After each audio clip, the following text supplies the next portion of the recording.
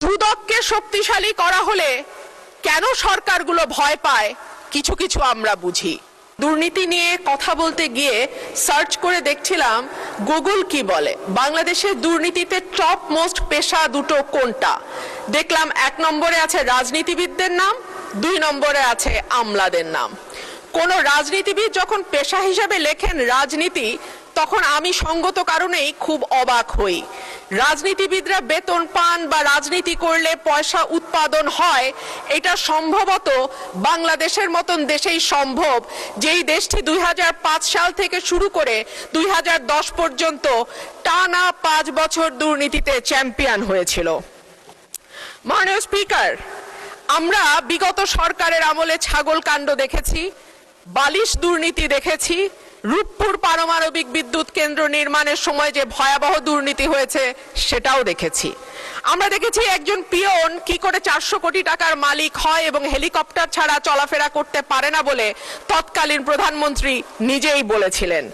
মাননীয় স্পিকার, আমরা ব্যাংক থেকে লক্ষ কোটি টাকার লোপাট দেখেছি, ভুয়া কোম্পানির নামে অর্থ আত্মসাৎ, ইচ্ছাকৃত ঋণ খেলাপি ইত্যাদি ইত্যাদি দেখেছি। ওভার ইনভয়েসিং, আন্ডার ইনভয়েসিং, হুন্ডি, ভুয়া রপ্তানি বিল মারফত টাকা কিভাবে দেশের বাইরে পাচার হয়েছে। আমরা দেখেছি মেগা প্রজেক্ট, মেগা দুর্নীতি।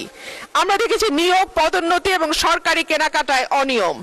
স্বাস্থ্য খাতে মিঠু সিন্ডিকেটের দৌরাত্ম্যের কথাও কম বেশি আমরা জানি। আর সে কারণেই মাননীয় স্পিকার, আমাদের আশা ছিল যে 5ই অগস্টের পরে যখন নতুন বাংলাদেশের কথা হচ্ছে, তখন দুদককে নখদন্তহীন বাঘ থেকে আমরা একটা শক্তিশালী প্রতিষ্ঠানে পরিণত করতে পারবো।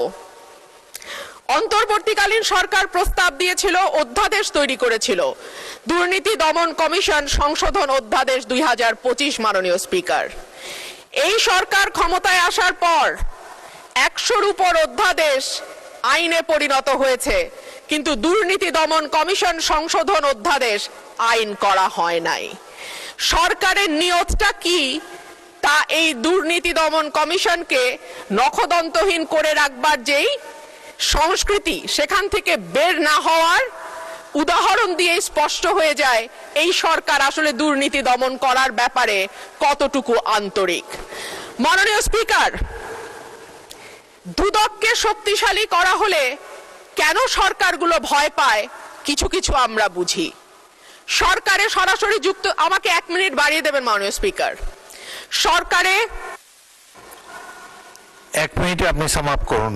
সরকারে সরাসরি যুক্ত থাকে রাজনীতিবিদরা এবং পরোক্ষভাবে যুক্ত থাকে